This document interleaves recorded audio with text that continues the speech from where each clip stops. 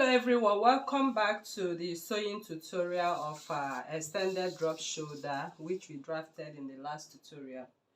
So these are the patterns for our extended drop shoulder, and right now we want to start off the sewing of our extended drop shoulder. Okay, so as you can see right here, I have my front patterns which we made in the last tutorial, and the back pattern as well. So if you have not watched the other parts of this video, I encourage you to go back to the channel so you'll be able to know how this was drafted. So if you are new to this channel, please kindly subscribe, turn on your notification bell to receive videos like this every day. Like this video, share to family and friends, and drop your comment on the comment section and your suggestions as well.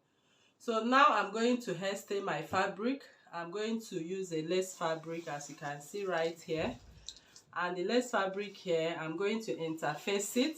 Okay, so I have my interfacing right here. I'm using a Mikado silk fabric, and I'll be lining it with my doll face satin fabric as well. Okay, all right, so right now I'll be hairstaying. I'm going to make sure I hairstay all my interfacing, all my lining. I'm going to cut and add my seam allowances. Okay, so once I'm done cutting and adding my seam allowances, I'll be back to show you what I did and how they are being added. On cutting my patterns, and here I added 0.5 inch all around, 2 inches on the sides, 0.5, and at the back pattern I added 1 inch for zip and 2 inches on the sides. So the next I will do now is to place my notches. So I have both lining and I have a fabric interfacing. So I'm going to notch my bust point, very important. This is my bust point notch, and this is my under bust point. I do the same for both lining and fabric, bust point notch and under bust notch. So these are the notches I need right now. So I'm going to cut my wadding and stay my wadding. Okay, so I have a detailed video on this channel on how to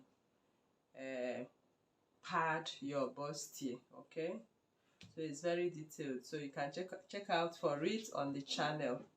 So I'm going to pad, I'm going to join my bustier. I have a video on how to join and pad your bustier, so you can check it out. So I'll be seeing you after I have finished sewing both interfacing and lining. Right, so now I'm done sewing the bustier. Okay, so what I have here is the fabric bustier, and I've opened it up and given it a good press, and I did that for my lining. I also opened up and give it a good press. So I'm setting the lining aside, and we want to work on the bustier right away. Okay, so now I have my patterns. I have my back pattern.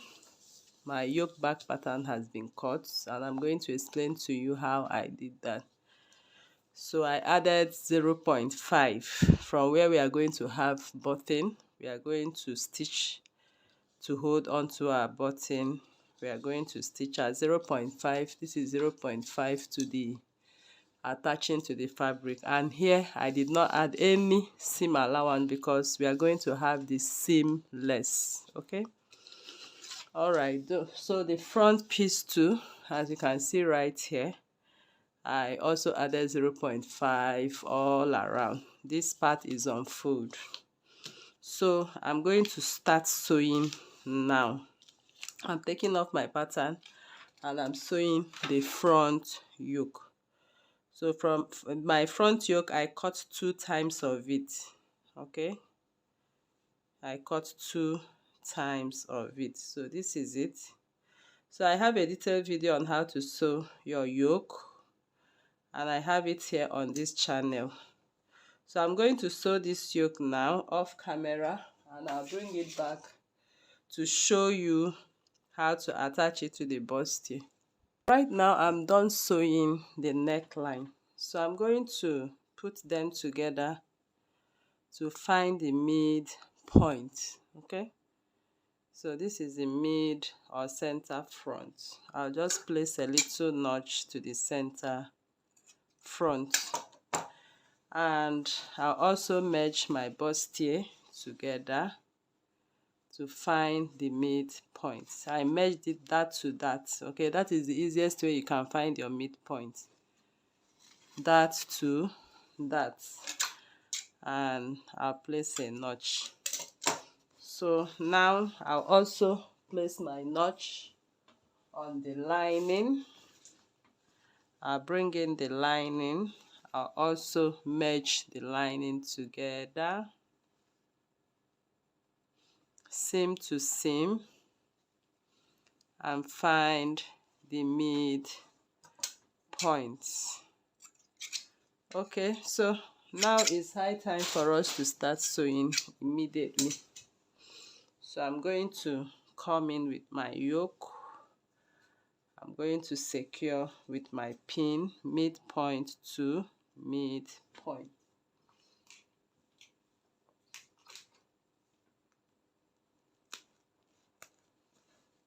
So I'll just pin it from beginning to the end.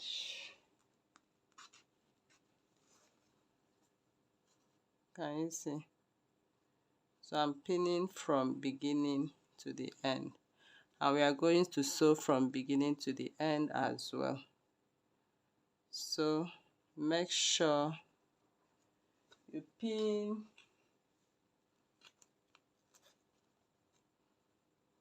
okay. So now this is the end of it, as you can see right here. I'll secure with my pin as well. So now I have everything. Make sure you have everything lay flat. I'm seeing this part as not laying. Okay, so now it's laying flat for me. So I'm going to come in with my yoke, and I'll place my yoke mid to midpoint, my lining midpoint to midpoint, as you can see. So I'm going to secure it with my pin, and then I'm going to lay my yoke on top of it, as you can see. So you can just secure, take off the pins and secure accordingly. So when you are doing this, make sure the seam line for the lining matches with the seam line for the fabric. You can see me pushing in my pin on the seam line. Can you see that? Okay, so that is that. So I'll start to sew right away. I'm going to sew from the beginning right now at 0.5. So make sure you have sewn appropriately. So I'm taking it at 0.5, and I'm making sure everything matches before I sew. Okay,